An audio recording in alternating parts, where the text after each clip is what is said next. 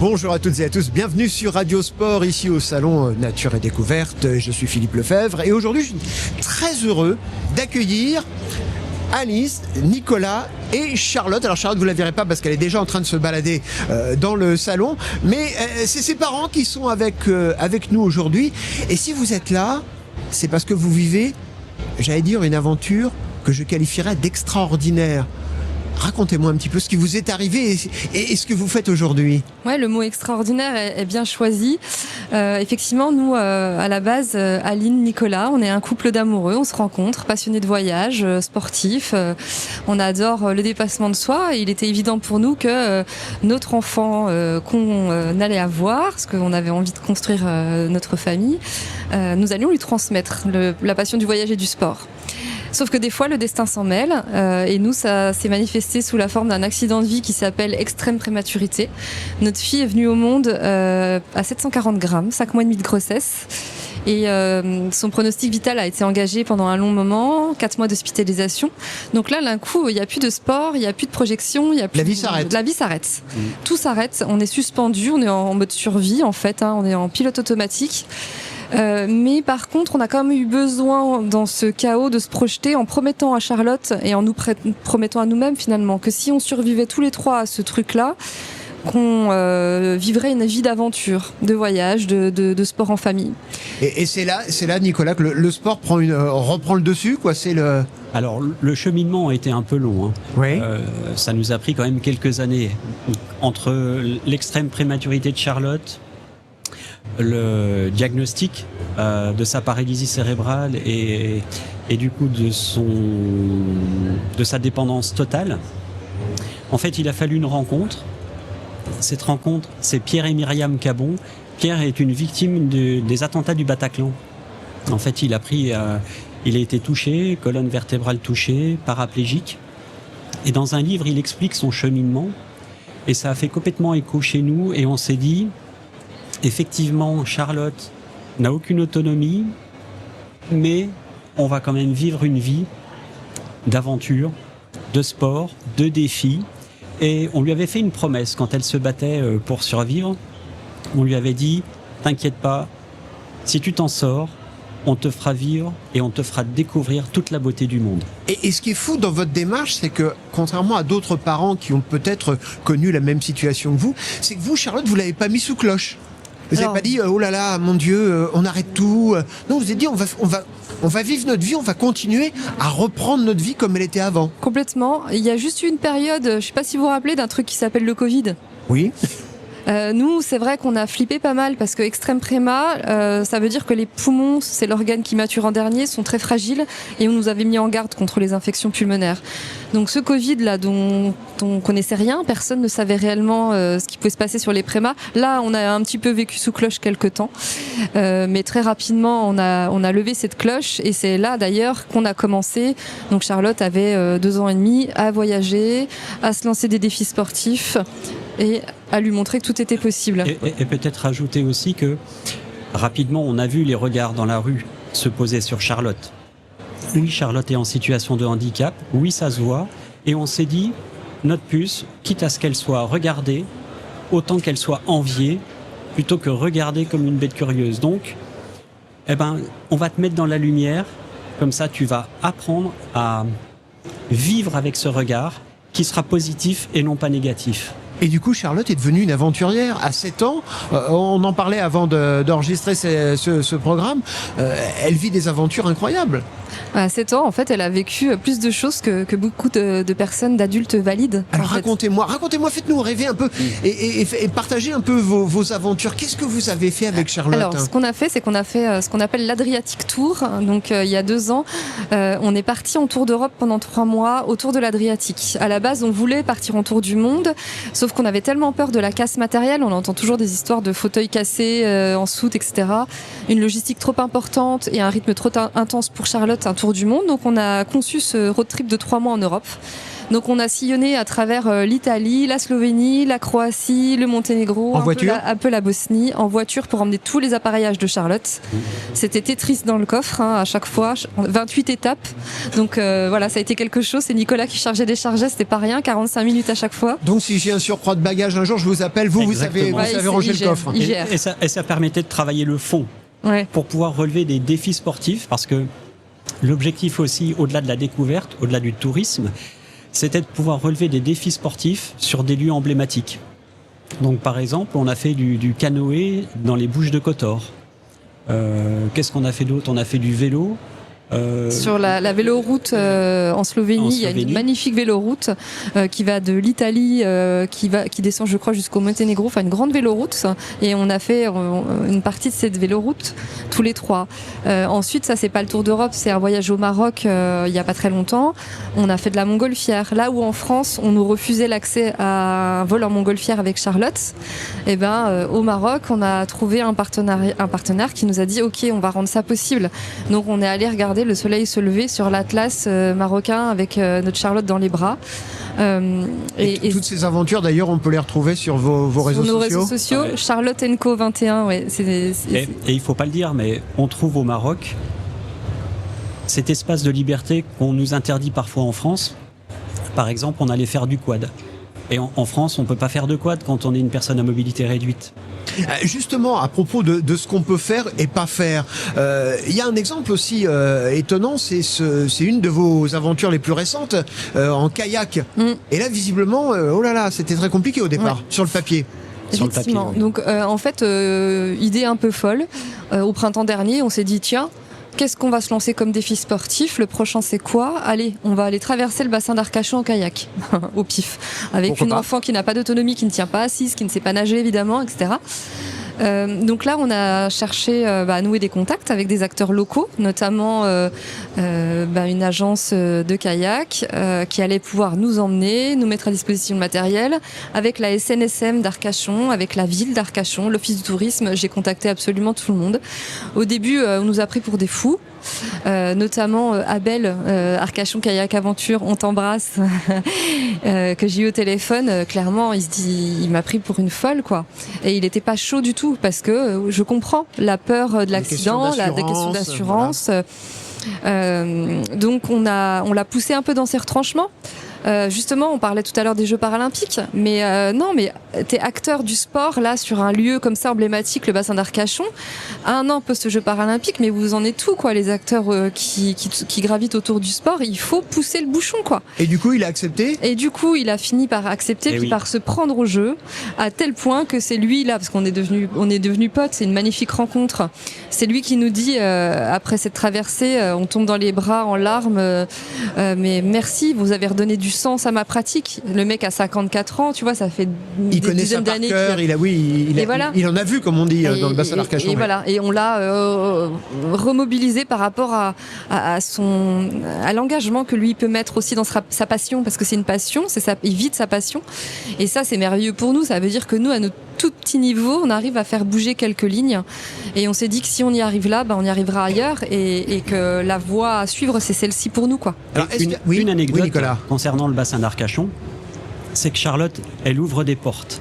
C'est-à-dire qu'Abel, ça faisait 30 ans qu'il était sur le bassin, on lui avait jamais ouvert les portes des Camadon Chanquet. Et à Charlotte, on lui a ouvert les portes et elle a permis d'en faire bénéficier plein de locaux qui n'avaient jamais eu l'opportunité d'aller dans ces maisons de Chanquet. Et qui disent c'est possible, voilà. Voilà, et il y avait vraiment de l'émotion, en fait. Tout le monde était très ému. En fait, il y avait une personne des affaires maritimes qui nous attendait en bateau, qui avait vu l'arrêté préfectoral informant notre traversée.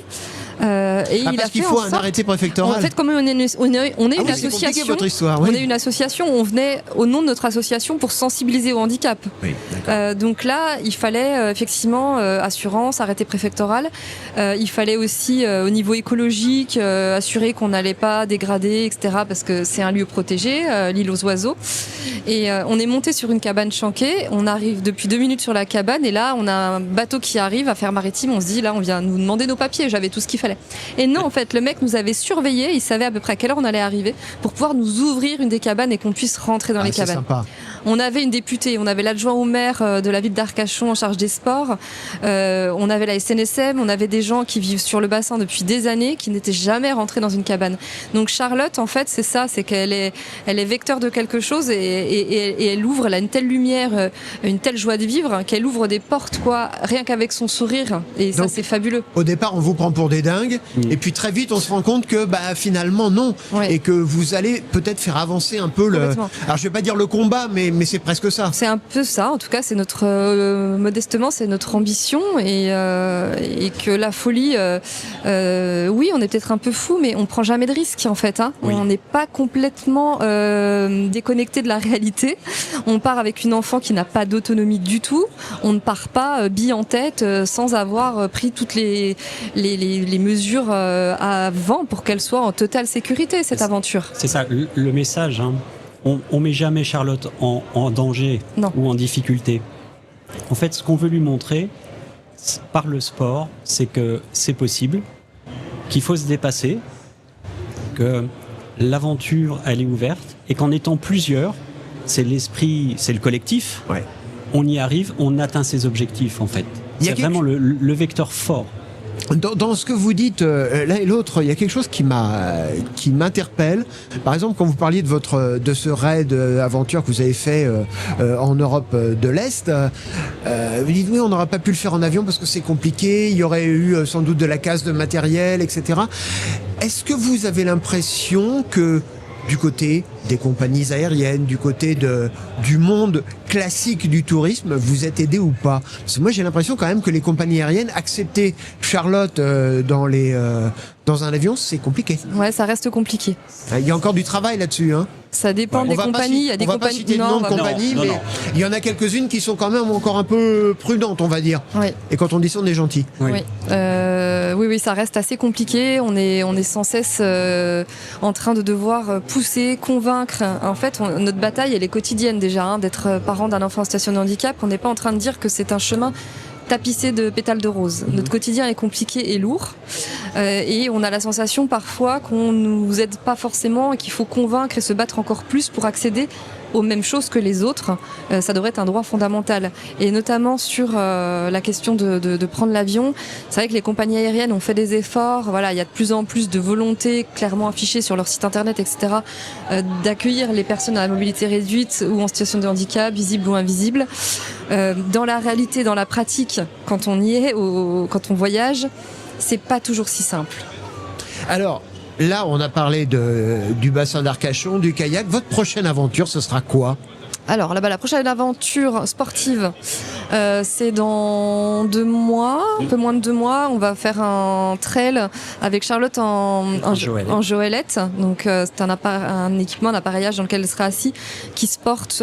Faut être une équipe de 4 pour porter, 2 devant, 2 derrière, et qui permet de faire passer des difficultés. de passer des difficultés, de faire des longues distances, de courir ensemble. Et vous allez où C'est à Besançon, c'est dans le cadre D'accord. du trail, du raid Andy Fort, et dans le cadre du trail d'effort aussi. C'est une course très très connue depuis très longtemps qui existe à Besançon.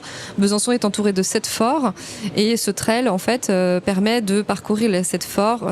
Et là, le raid Andy Fort, lui, donc la course réservée aux personnes en situation de handicap gravite aussi autour est adaptée. Voilà, mais l'idée Oui, c'est aussi de. Parce que Besançon, ça monte quand même un peu. Hein. Ouais. C'est vallonné. Oui, voilà, on va dire C'est une c'est ville vallonné. sportive. Et donc nous, on va faire un parcours inclusif dans le cadre de ce raid. Et alors, j'ai l'impression que vous êtes quand même tous les deux des grands rêveurs. Là, dans vos rêves, après Besançon, après cette aventure à 4 pour gravir les pentes de la ville de Besançon, ce sera quoi le prochain? Vous faites des plans en disant tiens, là, j'irai bien Tout le temps. en Afrique, j'irai bien en Asie. Je crois qu'il n'y a pas un jour où on parle pas voyage Non. à la maison. Il n'y a pas un jour où on parle pas voyage, où on parle pas de défis sportifs. C'est un bien grand mot. Ouais. Ouais. Des défis, encore une fois, pour montrer à Charlotte que c'est possible. Il n'y a rien d'impossible. Il y a 2 semaines, on a fait 30 km en tandem. pour promouvoir, sensibiliser à la paralysie cérébrale. Donc c'était ça notre dernier défi sportif. Et 30 km en tandem avec Charlotte qui suit derrière. Était attachée dans un chariot adapté derrière. Ouais. Et donc on pédalait tous les deux avec Nicolas. Puis elle était accrochée derrière. Puis elle profitait du paysage pendant qu'on pédalait. Et après, ce sera un autre grand voyage, non? Alors ouais, on aimerait beaucoup. C'est aussi la raison de notre venue sur le salon. C'était pour animer notre conférence ce matin. Donc partir à l'aventure avec un enfant en situation de handicap et si on osait. Mais on est venu aussi pour nouer des contacts, des connexions avec des acteurs du tourisme et dire voilà qui nous sommes. Et on aimerait bien nouer des partenariats pour qu'on puisse nous aider à financer nos rêves et nos projets de voyage et montrer, rayonner encore plus largement que le voyage est possible pour tous, valides, non valides, enfants, adultes, famille handi-valide, comme c'est notre cas, c'est possible pour tout le monde. Et nous, on a envie vraiment que les prochaines années, de pousser notre association vraiment dans ce sens-là. Et il y en a d'autres, des parents qui sont aventuriers comme vous, avec qui vous échangez des informations en disant tiens, par exemple, là le Maroc c'est possible, là cet endroit-là c'est un peu plus compliqué. Oui, il y en a un peu. Après, des parents, il y a des adultes, des couples handi-valides. On parlait de Pierre et Myriam Cabon tout à l'heure, donc Wild World sur les réseaux sociaux. Des adultes handi-valides qui voyagent, ou des adultes en situation de handicap tout court qui voyagent même solo, il y en a beaucoup. Par contre, des familles avec un enfant en situation de handicap qui osent franchir cette étape-là, c'est plus à la marge. Ça fait peur? Ça fait peur et donc c'est vraiment aussi nous notre raison d'être et il y a rien qui nous fait plus plaisir et qui nous touche plus que quand on a des parents sur les réseaux sociaux qui viennent à nous, qui nous disent merci. Je pense à une dame il y a pas si longtemps, on est en Italie, toute la famille kiffe, on est avec notre petit garçon qui a une maladie génétique lourde et c'est grâce à vous qu'on est là en fait. Et c'est vrai que c'est difficile parce que ce cheminement il nous a pris à peu près 2 ans de se dire la voie à suivre c'est celle-là, ça sera différent mais ce sera possible. Mais ce cheminement, il peut prendre 2 ans comme nous, mais il peut prendre toute une vie. Il peut ne jamais se terminer si on n'a pas la bonne rencontre, la bonne main tendue à un moment donné, le bon entourage. Parce que nous, on a un entourage très présent pour nous et qui nous permet aussi de nous libérer quelque part un peu de charge mentale et de se projeter. Et c'est pas le cas de tout le monde. Donc c'est vrai que être parent d'un enfant en situation de handicap, ça enferme plus que ça ouvre. Faut être honnête. Et là, Charlotte, elle est où là en ce moment? Elle est en train de se balader. Elle est en train de chercher son prochain voyage. Elle profite. On est là avec donc mon frère qui est son tonton qui est dans toutes nos aventures et qui a réalisé. Il est réalisateur de documentaires. Alexandre, il a réalisé notre film dispose sur YouTube qui s'appelle Toujours plus haut. Il nous a suivis dans nos aventures ces dernières années et notamment lors de notre tour d'Europe. Donc elle se balade. Elle adore tout ce qui est musique, danse du monde apparemment là. Donc elle passe beaucoup de temps là-bas. Tout va bien. Écoutez, peut-être que tout à l'heure vous aurez votre prochaine destination. Hein? Ouais, on a quelques idées là. On a des touches. Qu'est-ce que vous aimeriez faire? La Scandinavie. La Scandinavie. Ah oui. Ouais.